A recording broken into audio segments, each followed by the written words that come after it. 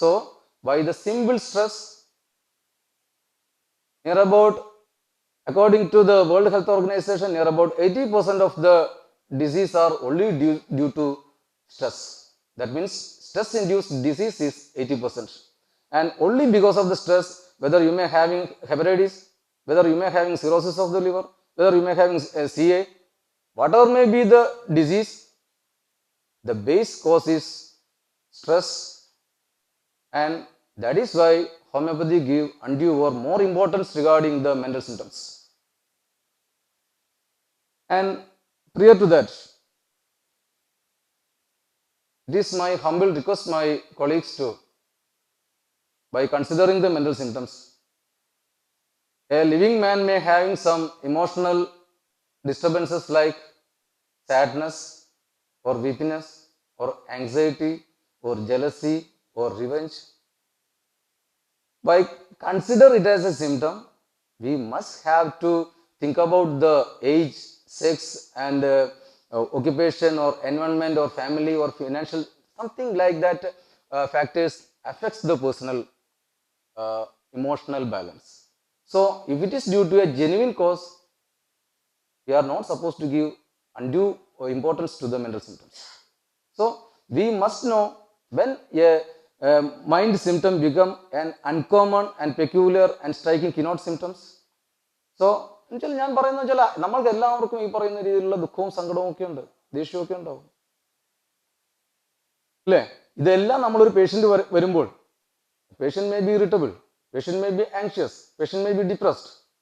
അപ്പോൾ ഈ പറയുന്ന രീതിയിലുള്ള, if it is because of his lack of knowledge, if it is because of his family issues, if it is because of any financial issues, അപ്പോൾ ഈ പറയുന്ന രീതിയിലുള്ള കാര്യങ്ങളെല്ലാം നമ്മൾ റൂൾ ഔട്ട് ചെയ്തിട്ട് അത് കൗൺസിൽ ചെയ്യുമ്പോൾ, അതല്ല എൻ്റെ കയ്യിൽ 5-ാമത്തെ വയസ്സിൽ എൻ്റെ കയ്യിൽ നിന്ന് ഒരു 20 രൂപ നഷ്ടപ്പെട്ടു, അതോർത്ത് ഞാൻ ഇന്നും ദുഃഖിക്കുക, അല്ലെങ്കിൽ എന്നെ സാർ 8-ാം ക്ലാസ്സിൽ പഠിപ്പിച്ചപ്പോൾ വഴക്ക് പറഞ്ഞാൽ ഞാൻ ഇന്നും ഓർത്ത് സങ്കടപ്പെടുക ഇല്ല എന്ന് വെച്ചാൽ ഒരു നോർമൽ ആയിട്ടുള്ള ഒരു ബിഹേവിയർ അല്ലാത്തൊരു സാഹചര്യത്തിൽ ഒരു വ്യക്തിക്ക് ഉണ്ടാകുന്ന ഒരു ഇമോഷണൽ ഡിസ്റ്റർബൻസിനെ നമ്മൾ കൂടുതൽ പ്രാധാന്യം കൊടുത്ത് പോകുമ്പോൾ, നമ്മൾ മെൻ്റൽ സിംറ്റത്തിൻ്റെ ബേസിൽ മാത്രം കേസ് എടുക്കുമ്പോഴും, first of all we must know what constitute a mental symptoms, because all of the living creatures will have some emotional disturbance. ഞാൻ സബ്ജക്റ്റിൽ നിന്ന് ഇത്തിരി മാറി എന്നാലും പറയുകയായിരുന്നു. Okay, then our lifestyle, then modernization or urbanization and changes in food habits. As you know, നമ്മളെല്ലാം ഈ പറയുന്ന രീതിയിലുള്ള ഇന്ന് രാത്രി സഞ്ചാരന്മാരാണ്. നമ്മൾ രാത്രിയിലാണ് ഭക്ഷണം കഴിക്കാനും പുറത്തേക്ക് ഇറങ്ങാനും ഒക്കെ പോകുന്നത്. അപ്പോൾ ഈ പറയുന്ന രീതിയിലുള്ള high spicy fatty acidic food and high living, a false concept is that high living means with some alcohol or with some fatty or spicy food. ഈ പറയുന്ന രീതിയിലുള്ള ഫോൾസ് കൺസെപ്റ്റുകൾ ഈ പറയുന്ന രീതിയിൽ predispose the so-called lifestyle disorders. And the main cause of lifestyle disorders are deranged food habits and lack of exercise, then use of alcohol or smoking drugs, then environmental and self-treatment and stressful life. ഈ പറയുന്ന ഇതിൽ one of the main problem is self-treatment. കാരണം നമ്മുടെ അടുത്ത് വന്ന് സാധാരണ ഇതിലൊരു homoeopathic medical സ്റ്റോറിൽ പോയിട്ടൊന്നും സാധാരണ ഒരു ബെലഡോണ 30 അല്ലെ പൾസറിൽ 30 എന്ന് പറഞ്ഞിട്ട് ആരും പോയി മരുന്ന് വാങ്ങിക്കാറില്ല. പക്ഷേ ഇവിടെ ഈ പറയുന്ന രീതിയിൽ ടേബിൾ പ്രിസ്ക്രിപ്ഷൻസ് ആണ് ഏറ്റവും കൂടുതൽ നടക്കുന്നത്. കാരണം വെച്ച് കഴിഞ്ഞാൽ ഒരു അലോപ്പതിക് മെഡിക്കൽ സ്റ്റോറിൽ നമ്മൾ പോവുകയാണെന്നുണ്ടെങ്കിൽ അവിടെ ഡോക്ടറിൻ്റെ പ്രിസ്ക്രിപ്ഷനിൽ വന്ന് മരുന്ന് വാങ്ങിക്കുന്ന വ്യക്തികൾ 2 പേരുണ്ടെങ്കിൽ അതില്ലാതെ പോയിട്ട് മരുന്ന് വാങ്ങുന്ന വ്യക്തികൾ ഒരു 8 പേരുണ്ടാവും. 10 പേര് അവിടെ ഉണ്ടെങ്കിൽ 8 പേരും ഈ പറയുന്ന രീതിയിലുള്ള സെൽഫ് ട്രീറ്റ്മെൻ്റ് ആണ്. അപ്പോൾ സെൽഫ് ട്രീറ്റ്മെൻറ്റ് വരുമ്പോഴത്തേക്കും we know the abused drugs. Number 1 is paracetamol or acetaminophen or ibuprofen like non-steroidal anti-inflammatory drugs or some painkillers like aspirin. All of these medicines are hepatotoxic or nephrotoxic one. ഈ പറയുന്ന രീതിയിലുള്ള ആ ഒരു കരളിൻ്റെ അല്ല എന്നുണ്ടെങ്കിൽ നമ്മളുടെ കിഡ്നിയുടെ അല്ല എന്നുണ്ടെങ്കിൽ it may harm to our GIT. ഇതൊന്നും പേഷ്യൻ്റ് കൺസിഡർ ചെയ്യുന്നില്ല. അപ്പോൾ നമ്മൾ പറയുന്നത് നമ്മുടെ ഇതിലെന്ന് പറഞ്ഞാൽ double complex disease or drug induced diseases എന്ന് നമ്മൾ പറയുന്നുണ്ട്. അപ്പോൾ ഈ പറയുന്ന നമ്മുടെ അടുത്തൊരു പേഷ്യൻ്റ് വരുമ്പോഴും നമ്മളുടെ ആ ഒരു ലൈഫ് സ്റ്റൈലിൻ്റെ ലെവലിൽ പേഷ്യൻറ്റിൻ്റെ we have to enquire about the self treatment. And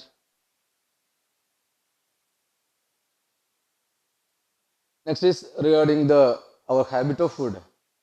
ഇന്ന് നമ്മളിവിടെ സെമിനാർ നടത്തുകയാണ്. നമുക്കൊരു ബുഫേ മോഡൽ ഫുഡ് ഉണ്ടെന്നായിരിക്കും നമ്മൾ വിചാരിക്കുന്നത് എന്നാണ് ഞാൻ പ്രതീക്ഷിക്കുന്നത്. അപ്പം നമ്മൾക്ക് അവിടെ പോയിട്ട് ആരും നമുക്ക് വിളമ്പി തരണ്ട, നമ്മൾ തന്നെ പോയി എടുത്തുകൊണ്ട് കഴിക്കുകയാണ്. അപ്പോൾ ഈ കഴിക്കുമ്പോൾ എന്താ ചെയ്യുക? നമ്മൾ ഒരു അൺകൺട്രോൾഡ് ആയിട്ട് heavy rich over food or oily fatty spicy and chemicals in vegetables. നമ്മൾ ഈ പറയുന്ന രീതിയിൽ നമ്മുടെ വെള്ളരിക്ക അല്ലെങ്കിൽ മാങ്ങ ഇല്ലെങ്കിൽ പടവലം ഇതെല്ലാം നമ്മൾ തമിഴ്നാട്ടിൽ നിന്നാണ് വരുത്തുന്നത്. ഇതെല്ലാം ഈ പറയുന്ന രീതിയിലുള്ള കെമിക്കൽ സ്പ്രേ ചെയ്ത് വെച്ചിട്ട്, ഫ്രൂട്ട്സ് ആണെങ്കിൽ പോലും ഈ പറയുന്ന രീതിയിലുള്ള കെമിക്കൽസ്. അതേപോലെ buffet model party and sedentary life styles. നമ്മൾ പണ്ട് ഈ പറയുന്ന രീതിയിൽ രാവിലെ മുതൽ വൈകിട്ട് വരെയും പണി ചെയ്യുന്നെങ്കിൽ ഇന്നൊന്നും പണി ചെയ്യാറില്ല. നമ്മൾ തന്നെയാണ് നടന്നു പോയി ബസ്സിലൊക്കെ കയറി ക്ലിനിക്കിൽ പോയിരുന്ന കാലമൊക്കെ പോയി. ഇപ്പോൾ എല്ലാ ഡോക്ടേഴ്സും അവർക്ക് ഈ പറയുന്ന രീതിയിൽ എക്സിക്യൂട്ടീവ് ക്യാബ്സ് ഉണ്ട് പോകാൻ വേണ്ടി. അപ്പോൾ ഈ പറയുന്ന physical inactivity and style of artificial or junk food. Junk food കേട്ടില്ല, നമ്മുടെ ലേസ്, നമ്മുടെ റെയിൽവേ സ്റ്റേഷനിലും നമ്മൾ ബസ് സ്റ്റോപ്പിലും ഇവിടെ താഴെ എല്ലായിടത്തും നമ്മൾ നമ്മുടെ കുട്ടികൾക്ക് വാങ്ങിച്ചു കൊടുക്കുന്ന ലേസ് പോലുള്ള ഒരു രീതിയിലുള്ള കാലറിക് വാല്യൂസും ഇല്ലാത്ത ഈ പറയുന്ന രീതിയിലുള്ള ഫുഡുകളെല്ലാം കഴിക്കുമ്പോൾ, അതേപോലെ തന്നെ നമ്മൾ ഈ ലൈഫ് സ്റ്റൈൽ ഡിസോർഡേഴ്സ് നമ്മൾ നോക്കുകയാണെന്നുണ്ടെങ്കിൽ ഇതിൻ്റെ എപ്പിഡമോളജി നമ്മൾ നോക്കുകയാണെങ്കിൽ age regarding mostly the person will in A line of between 35 to 50 years of age. ഇതിൽ എനിക്ക് നിങ്ങളോട് റിക്വസ്റ്റ് ചെയ്യാനുള്ളൊരു കാര്യം, നമ്മളുടെ ക്ലിനിക്കിൽ ഏത് രീതിയിലുള്ള ഒരു പേഷ്യൻ്റ് ആണെങ്കിലും വന്നോട്ടെ, നമ്മുടെ ഒരു പേഷ്യൻറ്റിൻ്റെ age if it is more than 30, it is better to have a good general physical examination, particularly regarding his blood pressure and heart rate. കാരണം വെച്ചാൽ ഇതൊന്നും നമ്മുടെ അടുത്ത് ഒരു കാരണം വെച്ചാൽ നമ്മൾ ഹൈപ്പർലിപ്പിഡീമിയ ആയിക്കോട്ടെ, ഹൈപ്പർ ടെൻഷൻ ആയിക്കോട്ടെ, കൊറോണറി ആർട്ടറി ഡിസോർഡർ അല്ലെങ്കിൽ കാർഡിയാക് ഫെയിലർ ആയിക്കോട്ടെ, ഇതൊക്കെ നമ്മൾക്ക് വരുന്നത് after A period of 10 or 15 or 20 years. Means usually our patient will become either 40 or 50. അപ്പോൾ നമ്മളുടെ ഇപ്പോഴത്തെ പേഷ്യൻ്റ് നമ്മുടെ ക്ലിനിക്കിൽ വന്നു കഴിഞ്ഞു കഴിഞ്ഞാൽ, if his age is more than 30 maximum, we must have a general checkup of his cardiac and BP. We must get his height and weight. That will explain later. So the common age group is 35 to 50, and male-female ratio is somewhat same, and females will have a more predisposition with the obesity like that conditions. And on having the weight, the men will have a 40%. Life style ഡിസോർഡേഴ്സിൽ ഏകദേശം 40%ലും മെയിൽസിൽ over weight ആണെന്നുണ്ടെങ്കിൽ females will have near about 50%. Then next is regarding the what is called the lifestyle disorders, and among നമ്മൾ കൊടുക്കുന്ന ഏറ്റവും കൂടുതൽ പ്രാധാന്യം കൊടുക്കുന്ന some of the disease is, number 1 is obesity, then diabetes, then dyslipidemia and hypertension and syndrome X and cancers. ഇതാണ് നമ്മൾ ഇന്ന് ഇവിടെ പറയാൻ ഉദ്ദേശിക്കുന്ന സബ്ജക്റ്റ്. ഇതിൽ നമ്പർ 1 ഈസ് ഒബെസിറ്റി. ഈ പറയുന്ന രീതിയിൽ ഒബെസിറ്റി എന്ന് പറയുമ്പോൾ തന്നെ അത്തം കുത്തിയ കുമ്പളം മുളയ്ക്കൂല എന്ന് പറയുന്ന പോലെ തന്നെ ചിലതൊക്കെ ജനിതകപരമായിട്ടുള്ള പ്രശ്നങ്ങളുണ്ടാവാം, അല്ലെങ്കിൽ കുടുംബ പാരമ്പര്യങ്ങളുണ്ടാവാം. That cannot be considered as a disease, because on examination so many patients may having a higher level of lipids, but he may not have any atherosclerotic or any other problems.